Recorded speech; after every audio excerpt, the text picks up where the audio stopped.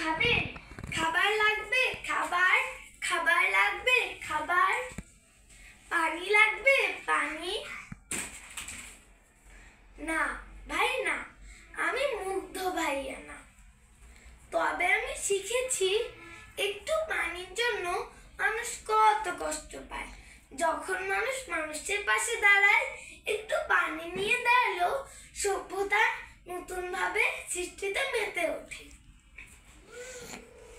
একথা আমার নয়, আমার দাদু।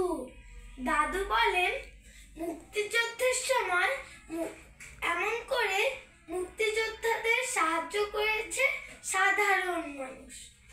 আমিও করতে চাই, কিন্তু কিভাবে করব?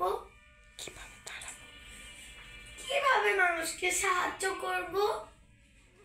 2024-এ যে আন্দোলন হলো, তখন মা আমাকে ধরে দরজা জানালা বন্ধ করে চুপ করে বসে থাকতো।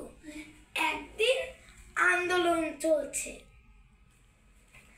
আমাদের বাড়ি রাস্তার পাশে থাকায় পুলিশের কাঁদানো গ্যাস আমাদের ঘর ভরে গেল। মনে হলো ঘন কুয়াশায় ভরে গেছে। মনে গলা ধরেছে, নাক ধরেছে, চেপে ধরেছে। আমি মায়ের দিকে তাকাতে পারছি না। মনে হচ্ছে এই বুঝি মরে যাব।